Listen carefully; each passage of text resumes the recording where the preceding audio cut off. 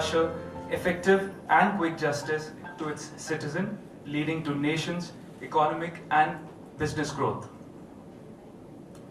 The objectives of the Indian National Bar Association are to work to reform the Indian legal system, leading to effective and quick justice for everyone, work to reform the Indian government bureaucratic rules and regulations and the legal systems, leading to nation's economic and business growth, act as premier body, representing the interest of Indian legal community, and to strive to provide several economic and social benefits that should accrue to them, to provide the interactions and bridge the gap between the bar and the bench, upholding the honor of the profession of law, promoting the interest of its members and fostering harmonious relations, cooperation and discussion among the incorporated law societies, judges, barrister societies, and general corporations of the bars of the states and territories, and the members of the INBA, encouraging a high standard of legal education, doing all things necessary to benefit the members of INBA, participate in and promote law reforms in order to foster science, technology, R&D, and innovation in the country, protecting the interest of the members of the state bar associations, and last but not the least, participate in and promote public legal education. With this, I would like to welcome Shri Ravi Raj Singh, Secretary General, INBA, to come over and say a few words.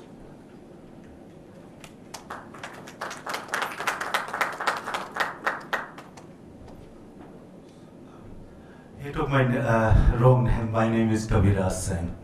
So I welcome you to this function, and I'm really thankful to speakers and the dignitaries who are present today. The basic purpose of this conference was to set up our Mumbai chapter, as we are setting up chapter in each and every district of our country, and coordinate them to and help them to network among themselves and undertaking various welfare activities as well. So another would like to announce Mr. Mahesh Jethmani also agrees to be a vice president of this organization. And our president is Mr. Subhas Kasam, who has been a 3-year term Secretary General Parliament of India. So I will not take much of your time, and I would like to invite Mrs.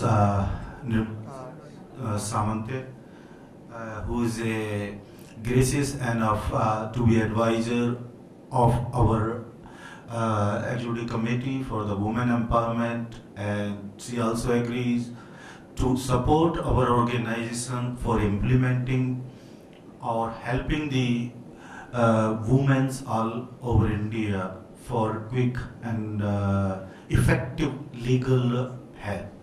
And that's very relevant. We have so many laws, but we don't have implementation. That's the main issue when we talk about the new law. But if we can implement the even existing law, this is sufficient precaution. So I would like to invite Mrs. Nirmala Samant.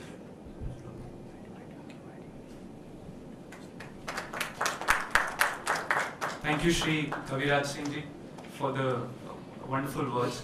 Mrs. Nirmala, the stage is yours.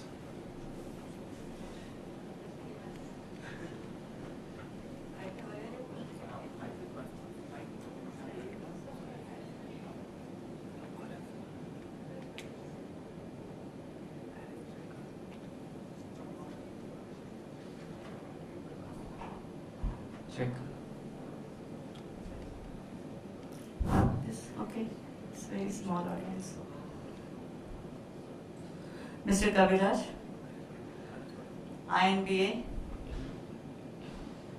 and their office bearers who have come all the way from Delhi to Mumbai for this function, and all the dignitaries sitting in front of me, coming from various ways of lives, and very successful personalities are sitting in front of me. Ladies and other gentlemen who are new over here, have come to attend and with a curiosity what they can do and contribute for this association. May I first of all thank INBA for calling me over here. I said that it is always other way around, that when you are in Delhi and I am from Mumbai there, and now it has become exactly reverse, that I am a Mumbaiite and now you are Delhi. It's my duty to take care of you. So it's very nice that whenever I am in Delhi, we exchange our roles.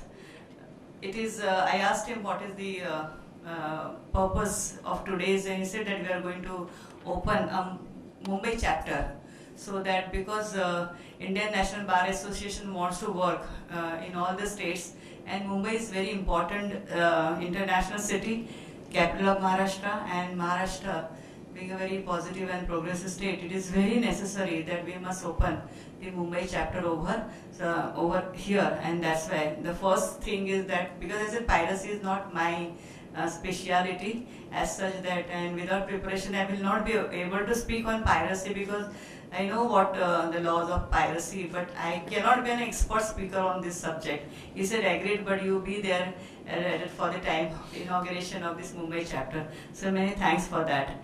He said that I should also speak for some time how NCW can coordinate with Mumbai chapter when it is open, because when we open the chapter, we have some agenda in front of us, that what way we want to go ahead. And I am only concerned for women's related issues, because Mumbai chapter you will have many other issues. But being a lawyer, I will be able to contribute on many other issues, but to be specific, I will be able to contribute on women's issues. National Commission for Women is a constitutional body which is formed 20 years ago, and last 20 years it has been functioning. The function of the National Commission for Women doesn't have branches anywhere in India. Like Supreme Court is not everywhere. Similarly, National Commission is not everywhere, but it's a supreme authority. That is, and it's a very autonomous body. It's a very strong body, but it is not as strong as we want to make it. And we have, we are doing our level best to amend our act. And within 2-3 months, our own acts will be amended, because we don't have enforcement of attendance when we summon somebody for the suo motu hearing and all that. It is a wish of the parties whether to join or not, and that is very saddening thing. That one way, all these commissions, like you must have heard of Human Rights Commission, then you must have heard this Election Commission, now you must have Commission for RTI, Right to Information Act Commission, and then SC/ST Commission, Minority Commission. Similarly, this is a Women's Commission. Basically, all these Women's Commission do not enjoy the much powers or independent powers like how the judicial process enjoys. And because we have not altered our laws, and it is not coming under, but NHRC, National Human Rights Commission, or NCPCR, that is National Commission for Protection of Child Rights. These are very powerful commissions. Human Rights Commission and NHRC and NCPCR, they are recent innovations of the Government of India, and they are empowered much more. They have, because the judges, Supreme Court retired judge is their chairperson, and the other judges are also members. Because they come from judiciary, they have been given good powers in the Act. They have Directorate of Investigation, and the sitting IPS officer investigates into crime, which is actually not with us. Secondly, National Commission for Protection of Child Right. Any child who is below 18 years, whether a girl or a boy, any kind of injustice caused to the child, that suo motu cognizance is taken by the NCPCR. Here, any woman above 18 years old, if anything happens, injustice, wherever there is a deprivation of women's rights, or wherever there is not this one, like Constitution of India, the most important section for us is Article 14, which gives equal rights to men and women. Article 15, which gives more discrimination towards women. Unfortunately, I don't know why we are treated as a weaker sex. But yes, we are because 6 in the constitution, that needs to be changed now. Because we are equal. One way we are telling that we are telling in the constitution we are equal citizens, and the next we are saying weaker section like child, women, and all that. But now, okay, but that is why we need to be more protected. That is actually intention of the constitution, which is most welcome. And then there are directive principles of state policies, which gives the fundamental rights of right to education, right to work, and so many other rights which are specially applicable to women as such, no discrimination, etc. This is one. The Commission has recommended powers to recommend to the state government. Suppose we go as a suo moto and we see that there is a great outrage. Individual cases we rarely take up unless like Preeti Rathi's case which I had taken. We had taken suo moto complaint and we had done our best to give her justice, transferred her to Bombay Hospital and gave the best of the treatment, wrote to A.K. Antony to restore her job. You must have the acid attack victim. Unfortunately, she succumbed to her injuries. But when National Commission went there, she used to write letters to me.